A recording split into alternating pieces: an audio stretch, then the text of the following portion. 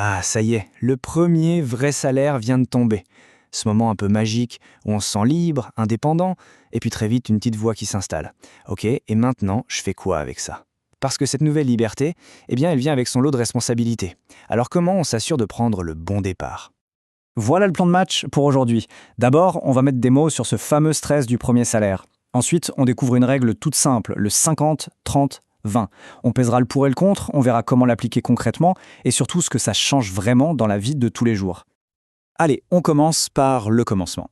Et si vous vous sentez un peu perdu face à cette nouvelle rentrée d'argent, rassurez-vous, c'est absolument normal. C'est même beaucoup plus courant qu'on l'imagine. On a tous connu ça, non? On ouvre l'application de la banque, on voit le chiffre, on a un grand sourire, et puis 2 secondes après, le doute s'installe. Dépenser, épargner, placer, tout d'un coup, cette liberté peut sembler un peu écrasante. Et c'est ça le truc. C'est une angoisse qu'on garde souvent pour soi. On n'a pas envie de passer pour quelqu'un d'immature ou d'incompétent. Mais en réalité, se poser cette question, c'est la toute première étape, la plus saine, pour bien gérer ses finances. Sans un plan clair, le moindre achat devient un vrai casse-tête. Ce resto avec les copains, cette nouvelle paire de baskets, chaque fois qu'on sort la carte, il y a une petite pointe de culpabilité. Est-ce que j'aurais dû? Est-ce que c'était vraiment raisonnable? C'est épuisant. Et puis il y a le scénario catastrophe, le vrai moment de solitude. Imaginez Chloé, à la caisse du supermarché, qui tend sa carte et qui entend le terrible « paiement refusé ». Ou pire, qui ouvre son appli bancaire en fin de mois et qui découvre avec horreur qu'elle est dans le rouge. Voilà exactement ce qui arrive quand on navigue à vue, sans boussole. Heureusement, cette boussole, elle existe. Il y a une méthode hyper simple, super claire et vraiment efficace pour remettre de l'ordre dans tout ça. C'est la règle du 50-30-20.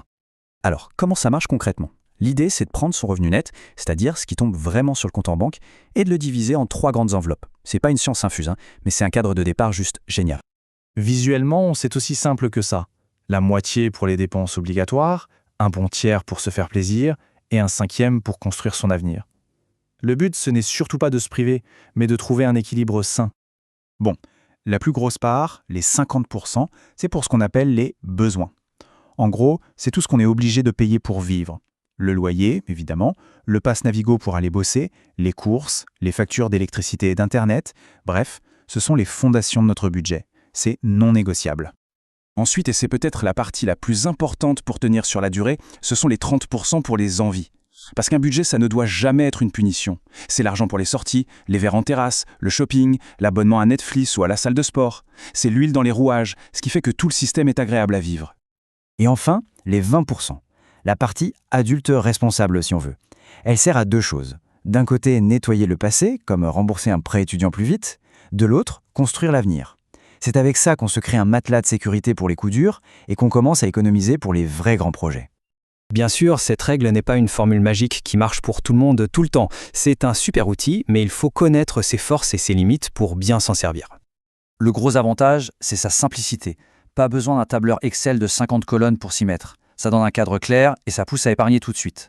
Mais soyons réalistes, si on vit à Paris avec un petit salaire, le loyer seul peut exploser la catégorie des 50%. Dans ce cas, il faut ajuster. Et puis, il y a l'éternel débat. Le dernier smartphone, besoin ou envie? La frontière est parfois un peu floue, c'est vrai. Allez, assez de théorie, on passe à l'action. Comment on met ça en place concrètement dès demain? C'est un plan en 4 étapes toutes simples. D'abord, on détermine sa base de calcul, le revenu net mensuel. Ensuite, pendant 1 mois, on joue au détective. On note toutes ses dépenses, sans se juger. C'est juste un état des lieux. 3e étape, on prend cette liste et on triche chaque dépense dans les 3 catégories. Enfin, on analyse le résultat, on compare au 50-30-20 et on ajuste si besoin. Pour que ce soit limpide, reprenons l'exemple de Chloé avec 2 000 € net par mois. Ça lui donne 1 000 € pour ses besoins, 600 € pour ses envies et 400 € pour l'épargne. Et regardez, même avec un loyer de 650 €, elle est pile dans les clous. Elle peut se faire plaisir avec 600 € par mois, tout en mettant de côté 400 €, ce qui est énorme. Ce n'est pas de la science-fiction, c'est juste un plan. Parce qu'au fond, l'objectif de tout ça, ça dépasse largement les chiffres sur un compte en banque. Ce dont on parle vraiment, c'est de reprendre le pouvoir sur son argent, et donc sur sa vie. Et ça, c'est vraiment le changement de mentalité le plus important. Un budget, ce n'est pas une prison remplie d'interdits. C'est tout l'inverse. C'est une autorisation. C'est ce qui donne la permission de dépenser les 600 € d'envie de Chloé sans aucune culpabilité. Parce qu'on sait que les factures sont payées et que l'avenir est assuré. Cette phrase d'Elizabeth Warren, qui a popularisé cette méthode, résume tout. Elle nous rappelle qu'une mauvaise gestion aujourd'hui, c'est tout simplement voler l'argent à son soi du futur. Chaque euro de dette, c'est 1 euro en moins pour nos projets de demain. Les bénéfices à long terme sont immenses. C'est moins de stress, tout simplement. C'est la sérénité de savoir que si la machine à laver tombe en panne, ce n'est pas une catastrophe. C'est de pouvoir se projeter, de rêver à un voyage, à un apport pour un appart. Finalement, c'est libérer son esprit pour se concentrer sur ce qui compte vraiment. En fin de compte, il faut voir ce plan non pas comme une contrainte, mais comme une carte qui mène à la liberté. La question n'est donc pas de savoir s'il faut le faire, mais simplement par où commencer.